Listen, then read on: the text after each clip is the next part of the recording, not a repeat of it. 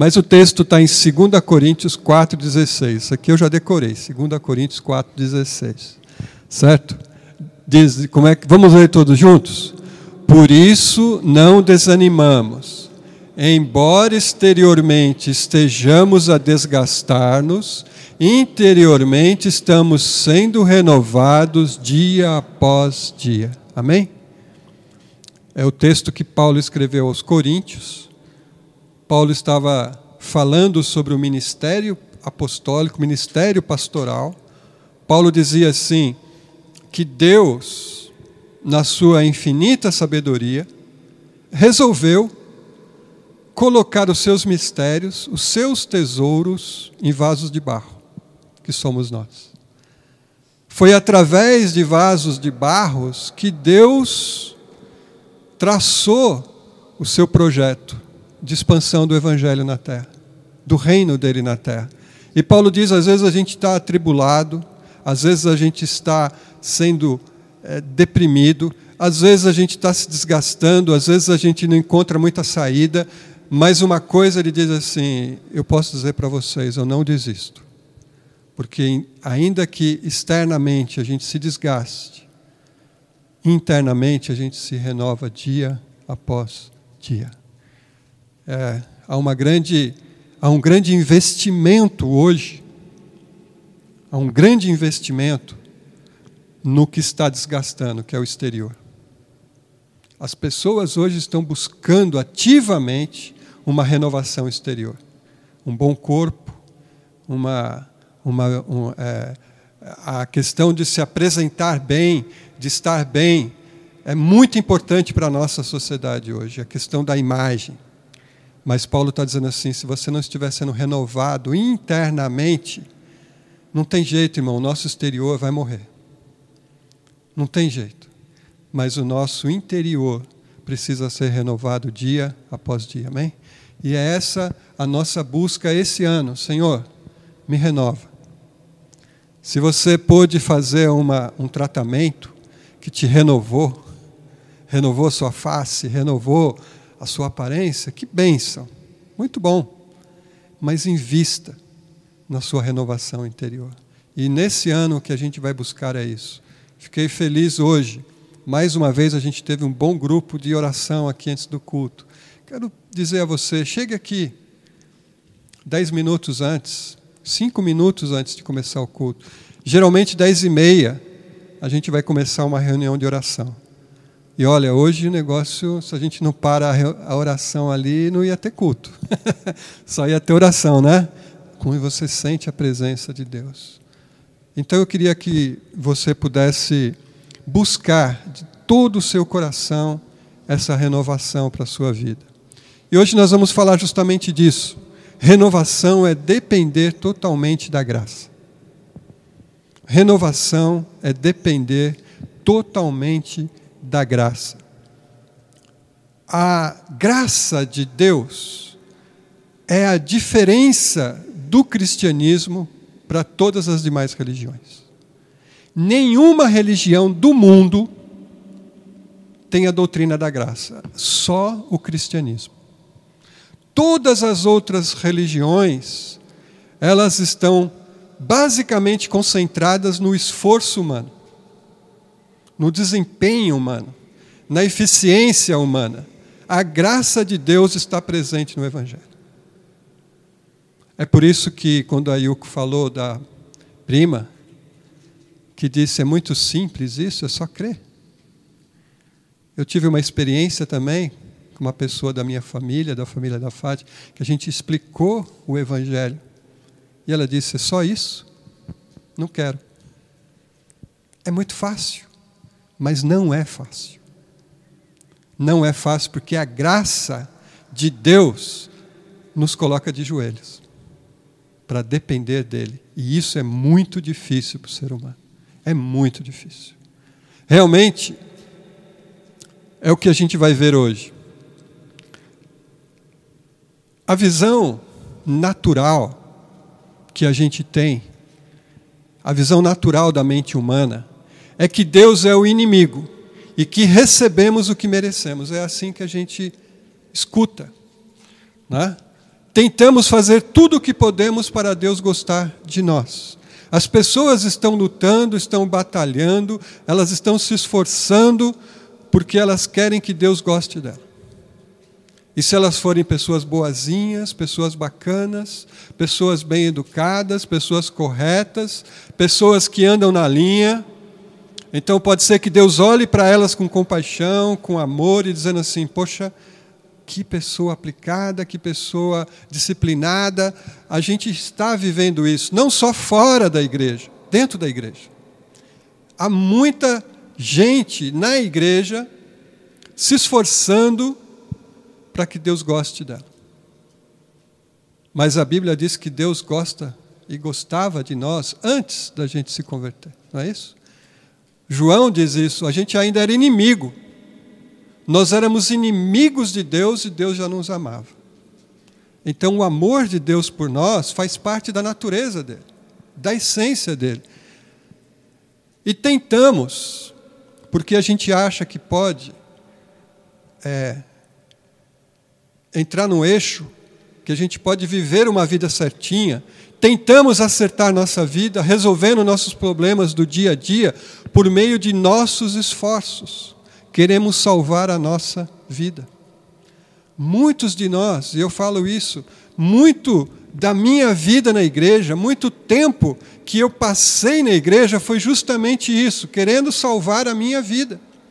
Eu buscava isso, eu me esforçava, me empenhava para dizer, se eu resolver esse problema, se eu resolver essa situação, se eu resolver essa dificuldade, então a minha vida está salva, eu consigo novamente andar nos trilhos e Deus vai gostar de mim. Eu estava comentando outro dia, eu falo isso, havia um pavor na minha vida, um medo de Deus tão profundo, tão grande, porque eu não entendia a graça de Deus. Então tinha semanas que eu achava que eu andei na linha e eu estava salvo. Mas tinha semanas que eu não andava na linha, eu disse, Deus, não volta hoje, Jesus, porque se eu só voltar eu vou ficar. Tinha medo. Medo da vinda de Jesus, medo de que Jesus ia voltar e me pegar desprevenido. E eu vou ficar. Ixi, se eu ficar, misericórdia, aí, né? É a grande tribulação, aquelas coisas todas assim que vinham na minha cabeça. Então eu queria me salvar. Mas olha o que Jesus falou em Mateus 16, 25. Pois quem quiser salvar a sua vida, a perderá. Mas quem perder a vida por minha causa, a encontrará. É justamente o contrário à graça. A graça diz assim, enquanto você estiver lutando por você mesmo, enquanto você estiver querendo resolver por você mesmo, enquanto você quiser ganhar a sua vida, ajeitar a sua vida, resolver a sua vida por você mesmo, você vai perder. Mas quando você perde, quando você entende que não tem jeito, que é Jesus que tem que resolver, aí você ganha. A dificuldade, nossa, é na nossa natureza, é do nosso ser mesmo, é o jeito que a gente existe, que faz com que a gente tente salvar a nossa vida. Você vai conversar com as pessoas de fora da igreja, elas vão te dizer isso. Eu estou tentando me salvar. Eu estou me esforçando.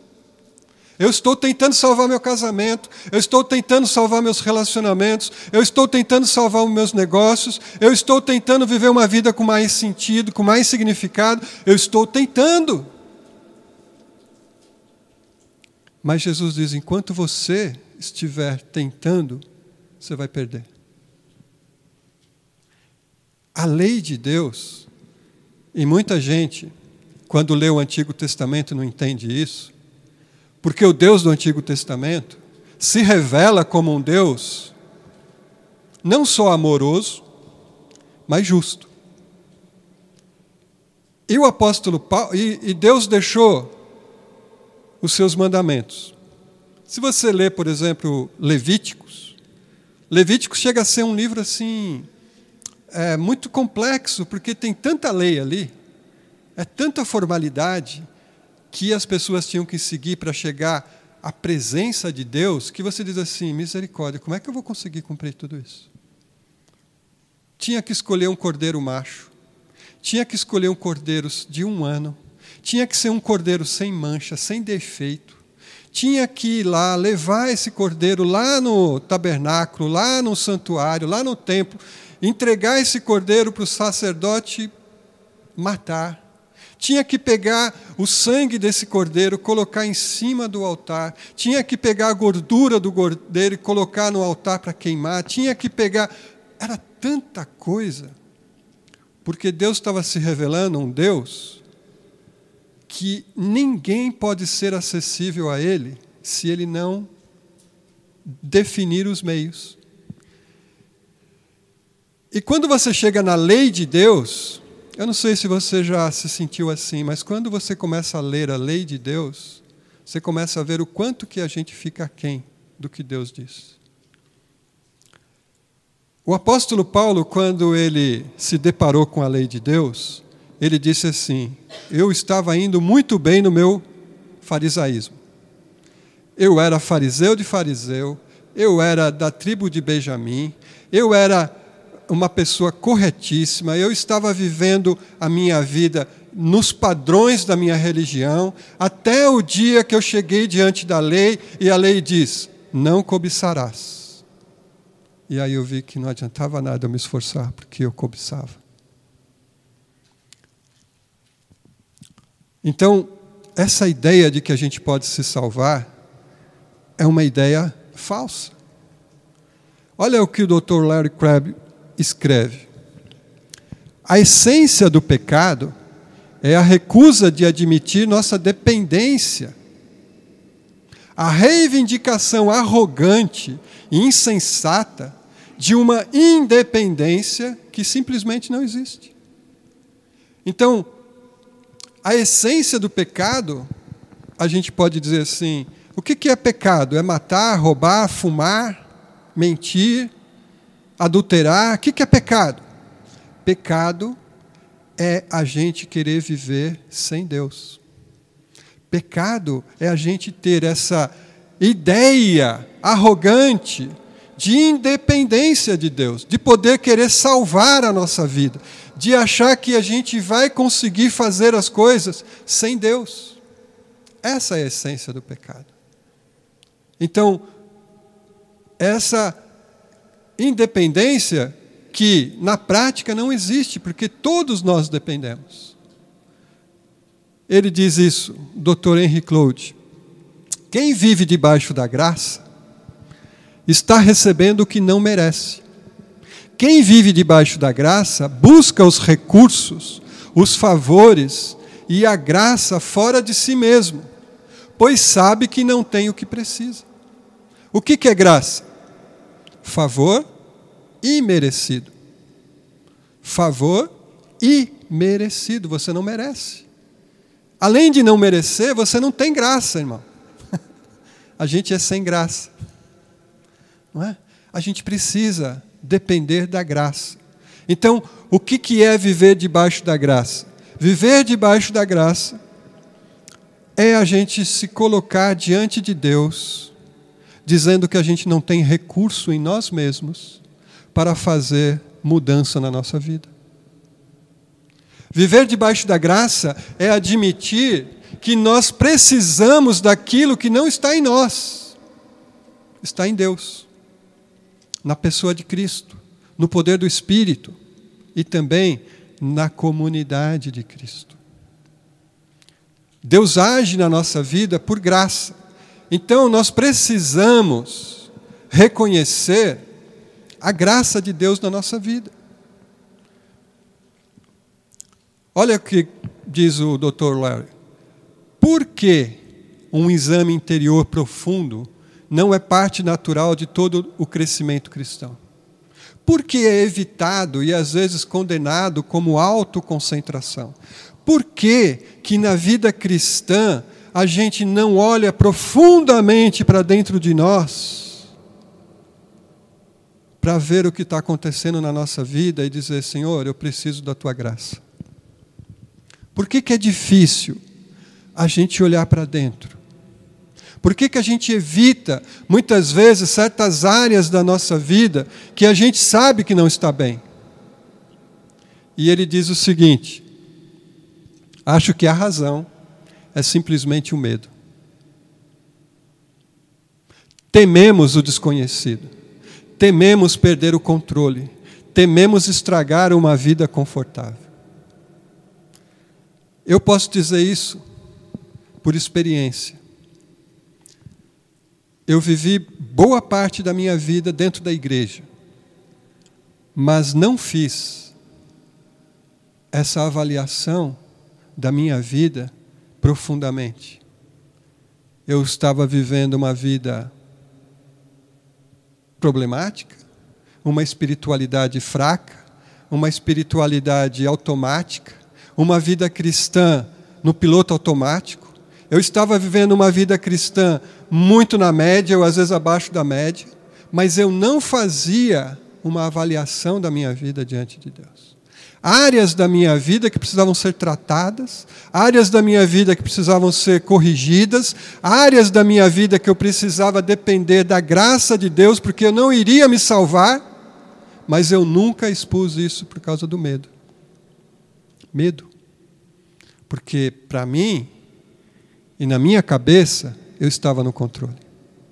Ia dar tudo certo. Você já passou por isso, né? Quando a pessoa fala assim, eu sei o que eu estou fazendo. Não é? Deixa que eu sei o que eu estou fazendo. Aí é perigoso. E eu falava isso, deixa que eu sei o que eu estou fazendo. Eu não tinha condições, e posso dizer, além de eu não querer, eu não tinha muito recurso para olhar para dentro. Porque olhar para dentro da gente faz a gente perder, às vezes, o controle. A gente pode dizer assim, eu pensei que eu estava no controle dessa área, mas não estou. Eu achei que a minha vida não estava tão ruim nessa área, mas está. Tememos enfrentar verdades desagradáveis a respeito de nós mesmos. Tememos que a confusão que nos rouba a certeza em nossas decisões. Então, assim, veja quantas coisas, às vezes, a gente joga num quarto escuro da nossa vida. Eu não sei, mas acredito que todos nós temos um sótão na nossa vida. Temos aquele quartinho que você vai colocando todas aquelas coisas lá no fundo. E apaga a luz, e fecha a porta, e fica aquelas coisas tudo guardadas lá. Às vezes é uma superficialidade do relacionamento. Você não consegue ter relacionamentos profundos com ninguém. Quando a coisa começa a ficar séria, você pula fora. Fica com medo. Fica com medo que as pessoas descubram quem de fato você é. Eu era assim. Eu tinha muitos amigos, mas eu não tinha uma amizade profunda. Eu não tinha um relacionamento profundo, porque as pessoas começavam a perceber quem de fato eu era. E aí eu pulava fora. Mas para mim, e na minha cabeça, tudo bem. Vazio doloroso que deixa a vida cinza. Muita gente vivendo assim, vivendo uma vida que parece que não tem sentido, um vazio de propósito, um vazio de sentido. Faz as coisas, mas parece que não se sente cheio, não se sente preenchida. Decepção. Quantas decepções a gente vive e a gente passa.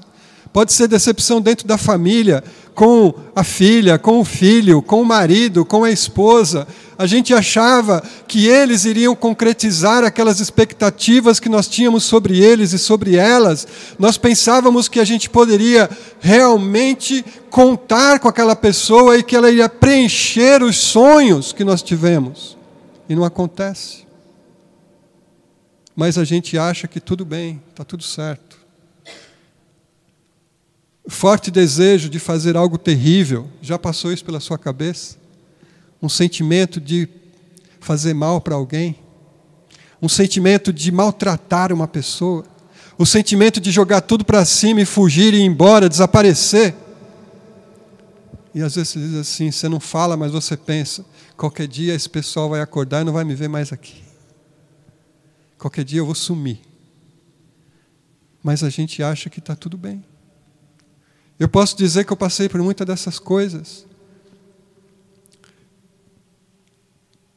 Estou convencido, diz o Dr. Crabb, estou convencido de que muito do que admitimos como maturidade espiritual é uma frágil adaptação à vida edificada solidamente sobre o alicerce da negação.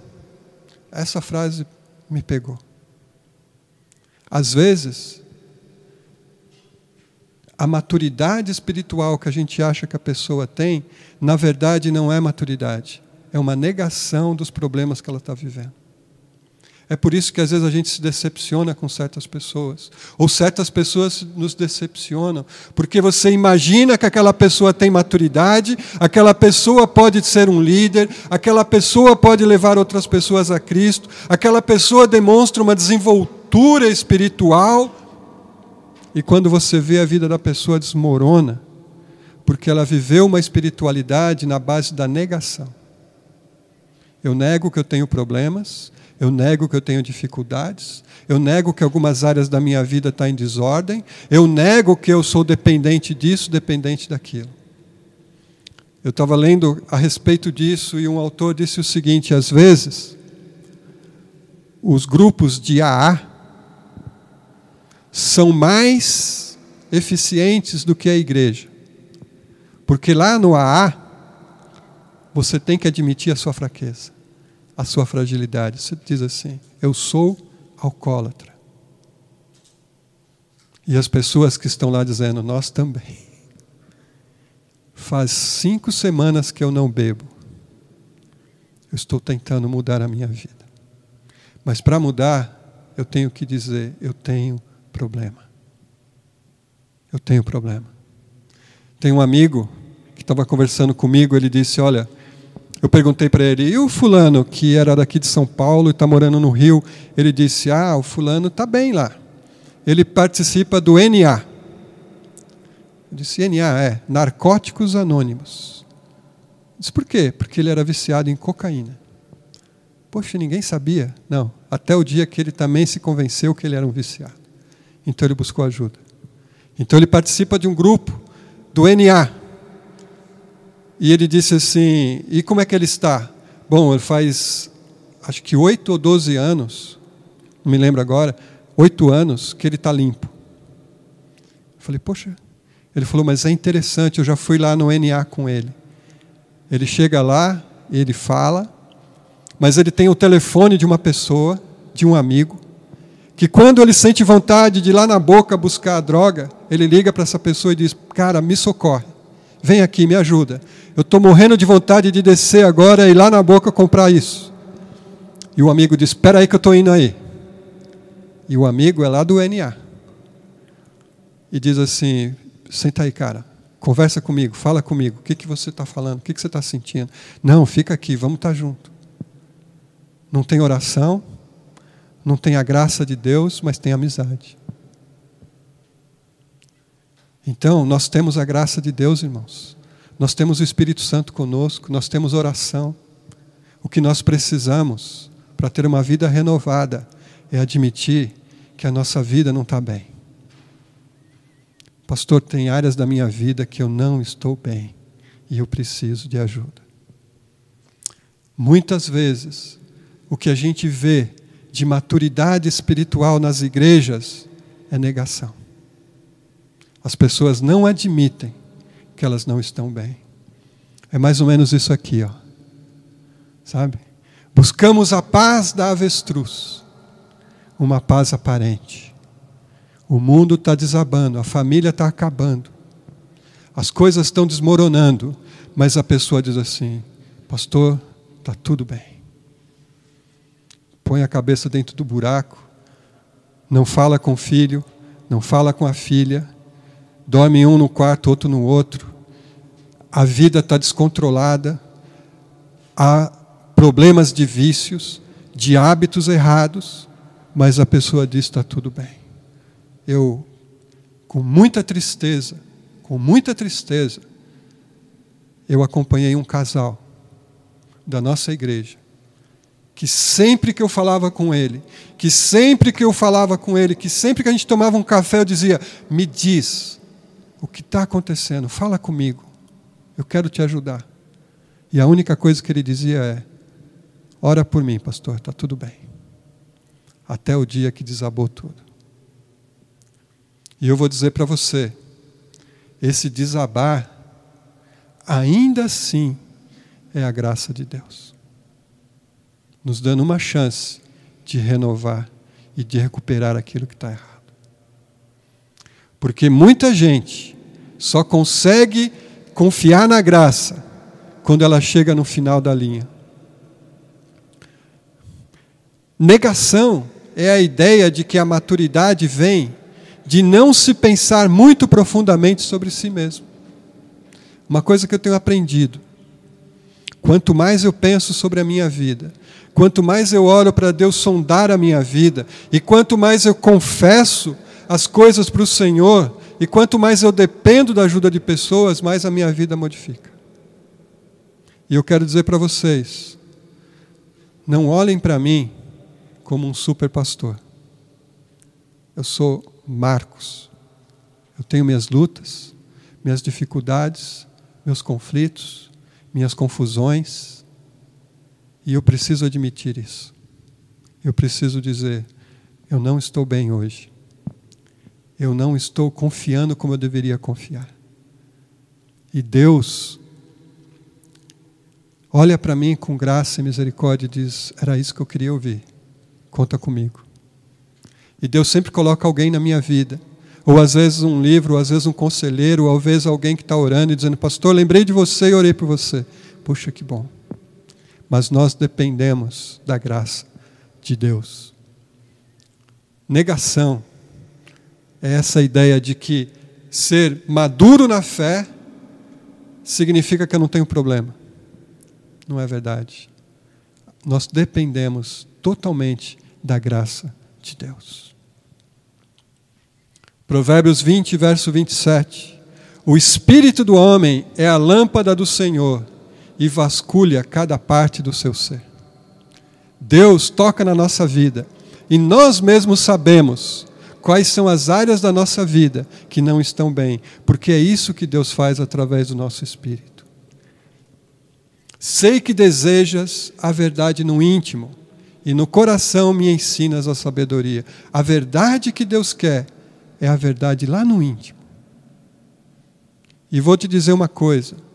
Você deve lembrar do texto que Jesus falou: conhecereis a verdade, e a verdade vos...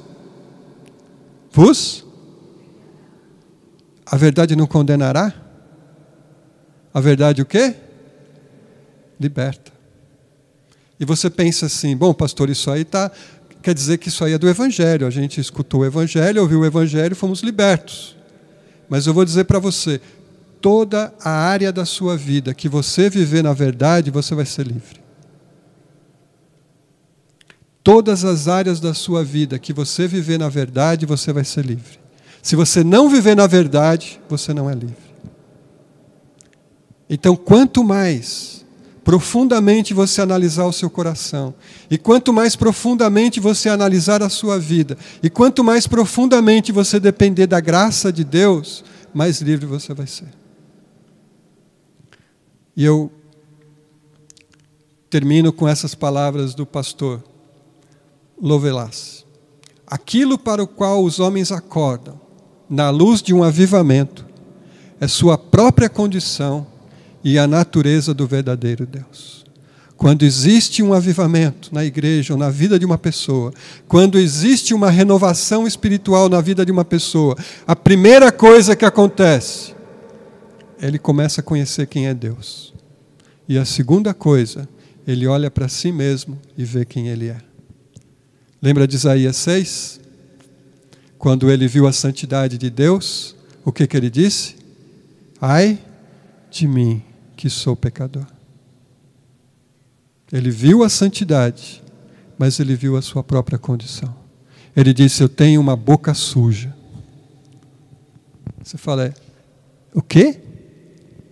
Você, Isaías, o profeta? Eu tenho uma boca suja. Ai de mim. Salmo 139 a gente cantou aqui hoje, né? E eu nem falei para Yuko falar isso, né? Sonda-me, ó Deus, e conhece o meu coração. Prova-me e conhece as minhas inquietações.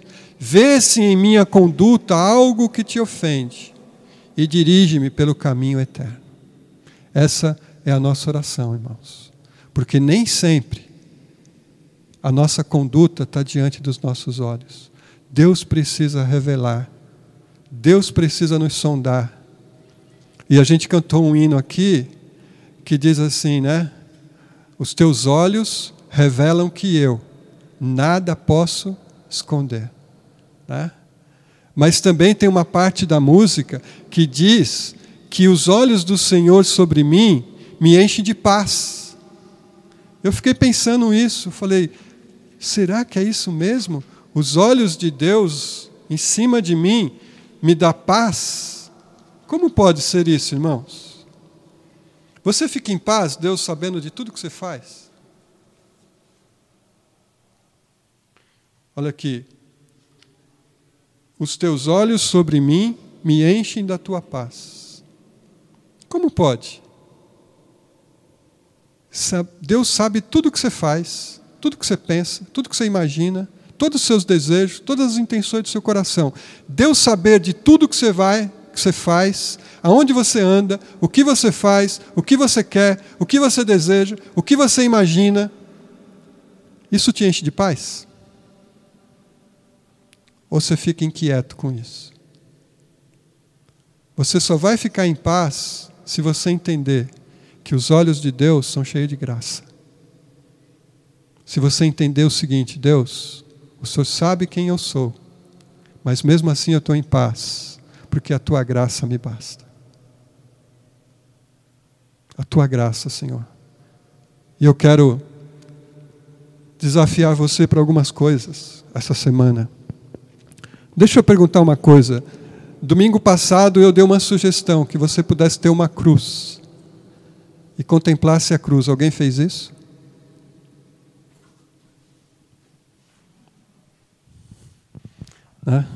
Tem que fazer que nem o pastor da Aliança lá nos Estados Unidos, o Timóteo me contou. Eu já falei isso aqui, né? O pastor pregou um sermão no domingo, no outro domingo ele repetiu o sermão, no outro domingo repetiu o sermão, no outro domingo repetiu o sermão. Aí a diretoria falou, pastor, 4 domingos o mesmo sermão?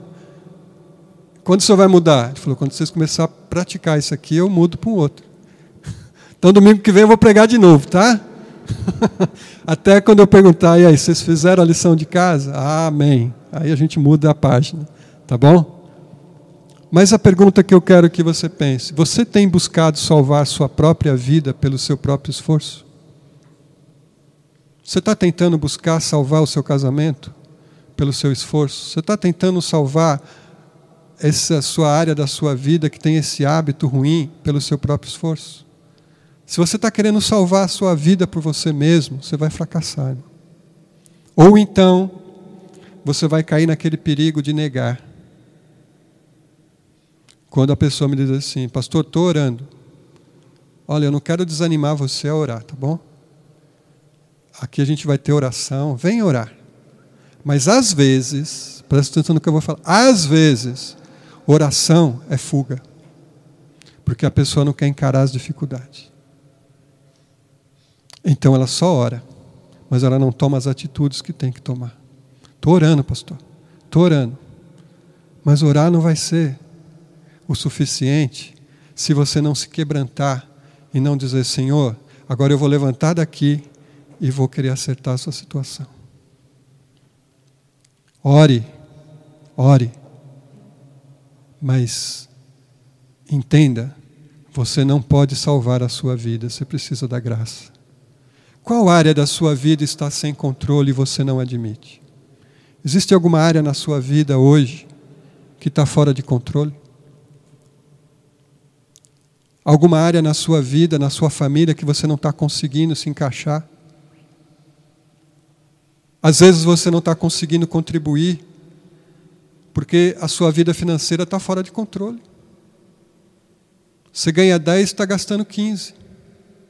Você pode orar o quanto você quiser. Se você não chegar e não dizer, vamos cortar isso aqui, não vai resolver. Você tem alguma dificuldade na sua vida emocional?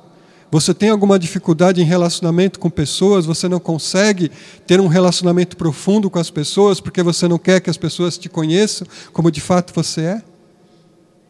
As suas amizades são bem superficiais? Você tem alguma dificuldade numa área sexual? Você tem alguma dificuldade com desejos imorais, lascívios? Você vive alimentando na sua imaginação coisas que não agradam a Deus, mas você acha que está tudo bem? Você é dessa pessoa que tem raiva, rancor, e você começa a imaginar coisas cruéis para fazer com as pessoas? E você acha que está tudo bem? Tem que matar mesmo, pastor, põe tudo na parede e metralha tudo. Rebenta, vai lá. É só uma rebelião, tinha que ter 10 no mesmo dia, matar e desocupa tudo. Você acha que o Espírito Santo está te guiando a ter esse tipo de pensamento e de emoção? Quando Jesus disse que a gente tem que amar os nossos inimigos? É difícil isso, irmão? Claro que é. E se você disser que é fácil, talvez você esteja se negando. É difícil. Mas como é que eu mudo o meu sentimento? Como é que eu mudo a minha mentalidade? Como é que eu mudo a minha forma de viver e de sentir o que os outros estão sentindo e passando? Como é que eu vejo aquela mãe na porta da cadeia chorando pelo filho?